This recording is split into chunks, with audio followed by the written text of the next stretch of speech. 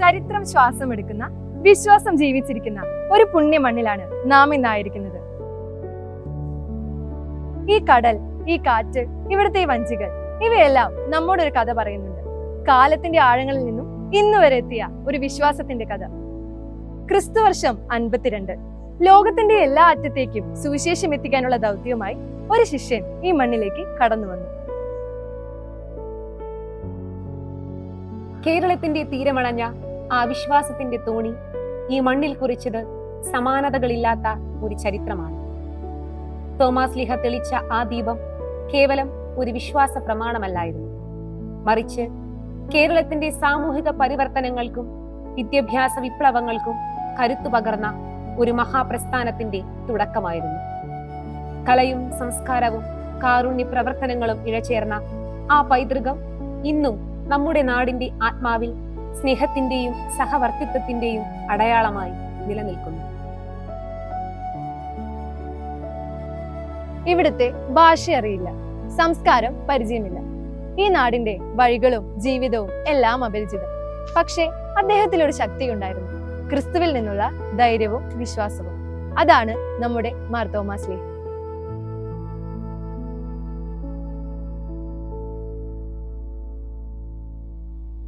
3 വർഷം മാത്രം ഈശോയോടൊപ്പം നടന്ന ഒരാൾ എങ്ങനെ ഇത്ര വലിയൊരു ദൗത്യം ഏറ്റെടുത്തു?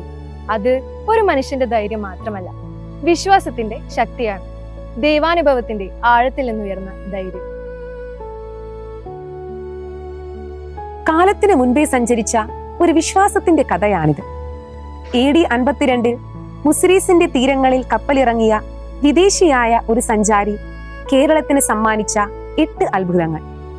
സെന്റ് തോമസ് സ്ഥാപിച്ച 7 പള്ളികൾ, കൊടുങ്ങല്ലൂരിലെ മാലിങ്കരയിൽ തുടങ്ങി പാലയൂരിലെ കൽവിളക്കുകൾ തെളിയിച്ച് പറവൂരിലെ കോട്ടക്കാവും കടന്ന് ആ യാത്ര തുടർന്നു.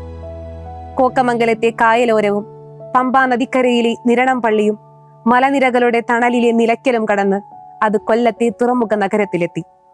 എന്നാൽ ഈ പട്ടികയിൽ അരപ്പള്ളി എന്ന് വിശേഷിപ്പിക്കപ്പെടുന്ന ഒന്നുണ്ട്. തമിഴ്നാട്ടിലെ കന്യാകുമാരിയിൽ ഇന്നും തല ഉയർത്തി നിൽക്കുന്ന തിരുവിതാംകൂട് പള്ളി. വലുപ്പത്തിൽ ചെറുതാണെങ്കിലും ചരിത്രത്തിൽ ഇതിന്റെ സ്ഥാനം വലുതാണ്. 2000 വർഷങ്ങൾക്കിപ്പുറവും ഈ മണ്ണിൽ സമാധാനത്തിന്റെയും സ്നേഹത്തിന്റെയും അടയാളങ്ങളായി ഈ പള്ളികൾ നിലകൊള്ളുന്നു.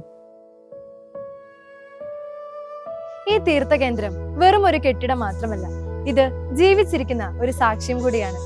ഇവിടുത്തെ ഈ പച്ചപ്പും ശാന്തതയും പ്രകൃതിയുടെ സൗന്ദര്യവും ഈ അന്തരീക്ഷവുമെല്ലാം നമ്മുടെ മനസ്സിനെ ദൈവസന്നിധിയിലേക്ക് നയിക്കുന്നു.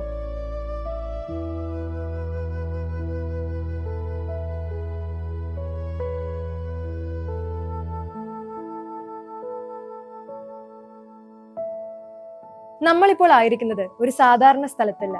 ഇത് ഒരു സ്പർശത്തിന്റെ ഓർമ്മയാണ്, വിശ്വാസത്തിൽ നിന്നുള്ള സ്പർശം. ഈശോയുടെ തിരുവിലാവിൽ തൊട്ട ആ കൈയുടെ തിരുശേഷിപ്പ് ഇവിടെയുണ്ട്.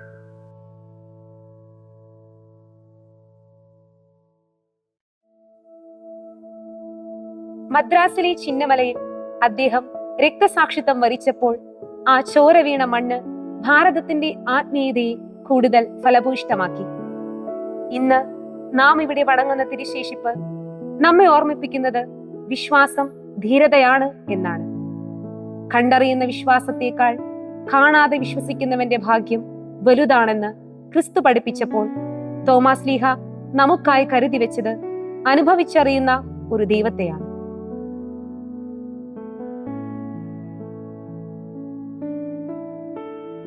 ഈശോ മിശിഹായ്ക്ക് സ്തുതിയായിരിക്കട്ടെ. ഭാരത കത്തോലിക്ക വിശ്വാസത്തിന്റെ ഈറ്റില്ലം എന്ന് അറിയപ്പെടുന്ന ഇടമാണ് കൊടുങ്ങല്ലൂര്. ആ കൊടുങ്ങല്ലൂരില് 1953 ഡിസംബർ മാസം 6-ാം തീയതിയാണ് വിശുദ്ധ തോമാശ്ലീഹായുടെ വലതുകരത്തിന്റെ തിരുശേഷിപ്പ് ഈ തീർത്ഥകേന്ദ്രത്തിൽ കൊണ്ടുവരുന്നതും ഇവിടെ സ്ഥാപിതമാകുന്നു. തോമാശ്ലീഹ AD 52 നവംബർ മാസം 21 തീയതിയാണ് ഭാരതത്തിൽ വന്നു എന്ന് വിശ്വസിക്കപ്പെടുന്നത്. അതിൻ്റെ 1900 വർഷം ജൂബിലി ആയിട്ട് ആഘോഷിക്കുമ്പോഴാണ് ഭാരത കത്തോലിക്ക സഭയ്ക്കുള്ള സമ്മാനം എന്ന പോലെ ഈ തിരുശേഷിപ്പ് ഈ നാട്ടിലേക്ക് വരുന്നത്. ഇവിടെ തോമാശ്ലീഹായുടെ ഈ തിരുശേഷിപ്പ് സ്ഥാപിക്കപ്പെടുമ്പോൾ ഇത് എല്ലാ കത്തോലിക്ക വിശ്വാസമുള്ളവരുടെയും മാതൃഭൂമി എന്ന രീതിയിലാണ് ഇതിനെ നോക്കിക്കാണുന്നത്. ഇവിടേക്ക് എല്ലാവർക്കും ഹൃദ്യമായിട്ടുള്ള സ്വാഗതം നേരാൻ സന്തോഷമുണ്ട് എനിക്ക് ഈ തീർത്ഥകേന്ദ്രത്തിന്റെ റെക്ടർ എന്ന നിലയ്ക്ക്.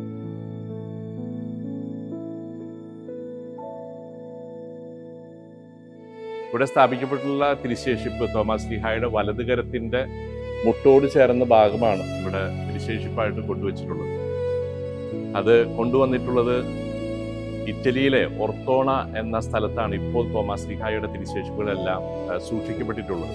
അവിടെ നിന്നാണ് അന്നത്തെ പൗരസ്ത്യ സംഘത്തിന്റെ പ്രീഫെക്റ്റ് ആയിരുന്ന കാർഡിനൽ യൂജിൻ ടിസറാങ് തിരുമേനിയാണ് ഈ തിരുശേഷിപ്പ് ഇവിടെ കൊണ്ട് സ്ഥാപിക്കുന്നതും ഭാരതത്തിലെ ഏക പൊന്തിഫിക്കൽ തീർത്ഥകേന്ദ്രം എന്ന പദവി കൂടി നൽകിയിട്ടാണ് ഈ തീർത്ഥകേന്ദ്രത്തെ ഒരു പൊന്തിഫിക്കൽ തീർത്ഥകേന്ദ്രമായിട്ട് ഉയർത്തുന്നത്.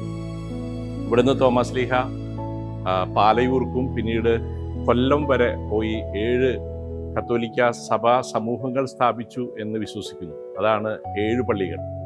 അതിലെ അരപ്പള്ളി എന്ന് പറയുന്നത് തിരുവിതാംകോടുള്ള പള്ളിയാണ്. ആ പള്ളി തിരുവിതാംകോടത്തെ രാജാവുമായിട്ടുള്ള ബന്ധത്തിൽ നിന്ന് ഉരുത്തിരിഞ്ഞു വന്ന ഒരു സമൂഹം. അരജൻ എന്നാണ് രാജാവിന് ഉപയോഗിക്കുന്ന പദം. അരജന്റെ പള്ളി, അരപ്പള്ളി, അങ്ങനെ 7 പള്ളികൾ സ്ഥാപിച്ചുവെന്നും AD 72 തോമാശ്ലീഹ രക്തസാക്ഷിത്വം വഹിക്കുകയും മൈലാപ്പൂര് അടക്കം ചെയ്യപ്പെട്ടു എന്നാണ്.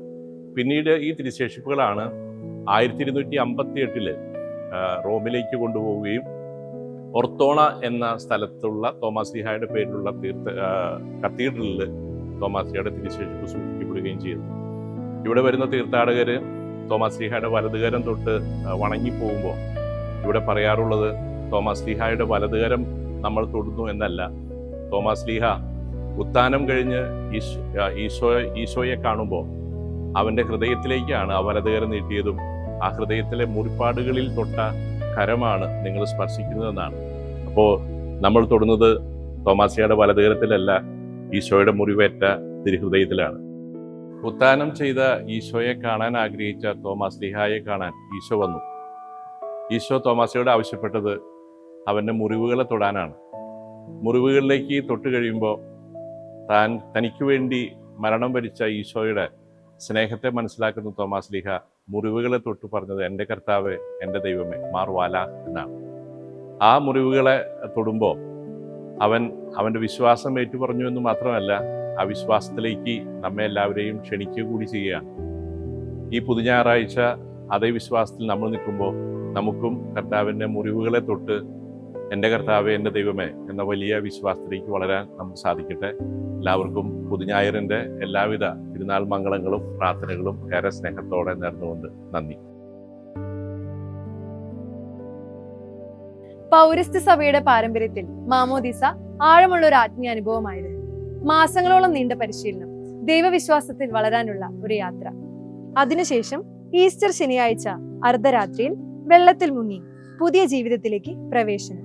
ഇത് ഒരു ആചാരമല്ല, ഒരു പുതുജനനം, ഒരു ആത്മീയ പുനർജനനം. മാമോദിസയ്ക്ക് ശേഷം വരുന്ന ഞായർ വെള്ളവസ്ത്രം ധരിച്ച് ദേവാലയത്തിലേക്ക്. ഇതാണ് പുതുഞായർ അഥവാ വൈറ്റ് സൺഡേ. നമ്മുടെ ആരാധനാക്രമത്തിൽ പുതുഞായർ എന്നത് കർത്താവിന്റെ 8ാം ദിവസം കൂടിയാണ്. ഇത് നിത്യതയെ സൂചിപ്പിക്കുന്നു. ഈ ദിവസം നാം ധരിക്കുന്ന വെളുത്ത വസ്ത്രം വിശുദ്ധിയുടെ മാത്രമല്ല, മറിച്ച് നമ്മിലെ ക്രൈസ്തവ പ്രകാശത്തിന്റെ പ്രതീകമാണ്. പുരാതന പൗരസ്ത്യ സുറിയാനി പാരമ്പര്യപ്രകാരം ഈ ആഴ്ചയെ വിശ്വാസികളുടെ വസന്തം എന്ന് വിളിക്കുന്നു. തോമാശ്ലീഹായുടെ കൈകൾ ക്രിസ്തുവിന്റെ മുറിവിൽ സ്പർശിച്ച നിമിഷം സഭയുടെ ആദ്യത്തെ വിശ്വാസ പ്രഖ്യാപനം ജനിക്കുകയായിരുന്നു. എന്റെ കർത്താവേ, എന്റെ ദൈവമേ. മനുഷ്യബുദ്ധിയുടെ സംശയങ്ങളെ ദൈവിക സ്നേഹത്തിന്റെ മുറിവുകളാൽ കീഴടക്കിയ ഒരു ശിഷ്യന്റെ ഹൃദയത്തിൽ നിന്നുള്ള പ്രഖ്യാപനമാണിത്. ഈ മണ്ണിലും നമ്മുടെ ദേവാലയങ്ങളിലും ഓരോ വിശ്വാസിയുടെ പ്രാർത്ഥനകളിലും ആ വാക്കുകൾ ഒരു ജീവമന്ത്രമായി മുഴങ്ങിക്കൊണ്ടിരിക്കുന്നു.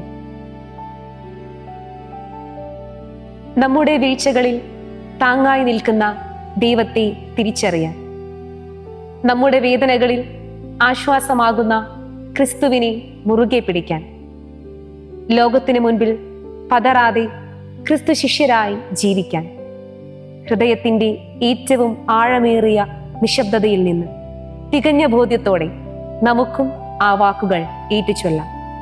എന്റെ കർത്താവേ, എന്റെ ദൈവമേ.